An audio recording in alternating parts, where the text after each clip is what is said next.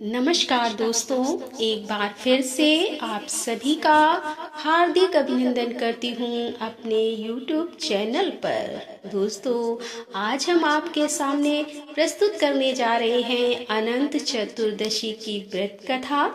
इस कथा को पढ़ने और सुनने से होती है माता लक्ष्मी की प्राप्ति। तो श्रोताओं, अनंत चतुर्दशी के व्रत का शास्त्रों में बहुत ही खास महत्व बताया गया है। अनंत चतुर्दशी पर भगवान विष्णु के अनंत स्वरूप की पूजा होती है और हाथ में 14 गांठों वाला धागा अनंत बांधा जाता है। ऐसा करने से माँ लक्ष्मी भी प्रसन्न होती हैं और अनंत चतुर्दशी की पूजा में कथा का पाठ करने का बहुत ही महत्व माना गया है।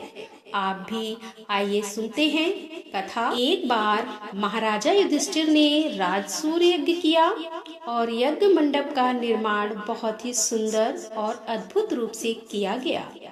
उस मंडप में जल की जगह स्थल तो स्थल की जगह जल की भ्रांति होती थी। इससे दुर्योधन एक स्थल को देखकर जल कुंड में जा गिरे। द्रौपदी ने यह देखकर उनका उपहास किया और कहा कि अंधे की संतान भी अंधी होती है। इस कटुवचन से दुर्योधन बहुत आहत हुए और इस अपमान का बदला लेने के लिए उसने युधिष्ठिर को जुआ खेलने के लिए बुलवाया और छल से जीतकर पांडवों को 12 वर्ष वनवास दे दिया। वन में रहते उन्हें अनेक कष्टों को सहना पड़ा। एक दिन वन में भगवान कृष्ण युधिष्ठिर से मिलने आए। युधिष्ठिर ने उन्हें सब हाल बताया और इस विपदा से निकलने का मार्ग भी पूछा। इस पर भगवान कृष्ण ने उन्हें अनंत चतुर्दशी का व्रत करने को कहा और कहा कि इसे करने से खोया हुआ राज्य भी मिल जाएगा। इस वार्तालाप के बाद श्री कृष्ण ने युधिष्ठिर को एक कथा सुनाई, जो कथा इस प्रकार से है। प्राचीन काल में एक ब्राह्मण था। उसकी एक कन्या थी जिसका नाम सुशीला था। जब कन्या बड़ी हुई तो ब्राह्मण ने उसका विवाह कौंडिन्य ऋषि से कर दिया। विवाह के पश्चात कौंडिन्य ऋषि अपने आश्रम की ओर चल दिए। रास्ते में रात हो गई, जिससे वह नदी के किनारे आराम करने लगे।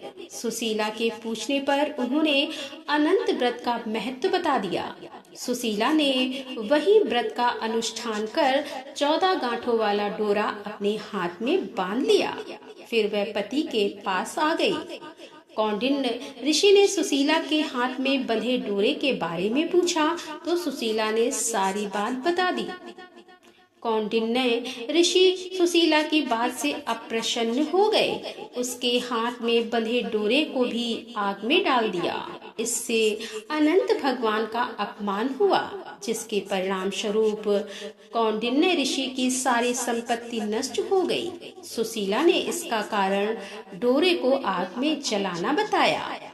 पश्चाताप की अग्नि में जलते हुए ऋषि अनंत भगवान की खोज में वन की ओर चले गए और वे भटकते भटकते निराश होकर गिर पड़े और जमीन पर बेहोश हो गए।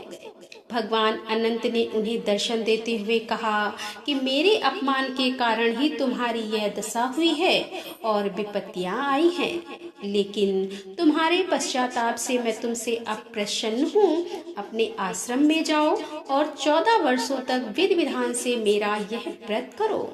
इससे तुम्हारे सारे कष्ट दूर हो जाएंगे। कौंडिन्य ऋषि ने वैसा ही किया और उनके सभी कष्ट दूर हो गए और उन्हें मोक्ष की प्राप्ति भी हुई। श्री कृष्ण की आज्ञा से युधिष्ठिर ने भी अनंत भगवान का व्रत किया, जिससे पांडवों को महाभारत के युद्ध में जीत मिली। तो दोस्तों, ये थी आज की कथा। कथा कैसी लगी? यदि पसंद आई हो तो वीडियो को लाइक करें, शेयर करें और हमारे चैनल पर पहली बार आ रहे हैं तो हमारे चैनल को सब्सक्राइब कर लें। तो मिलते हैं अगली वीडियो के साथ। तब तक के लिए राधे राधे। जय श्री कृष्णा। हर हर महादेव। जय भोलेनाथ की।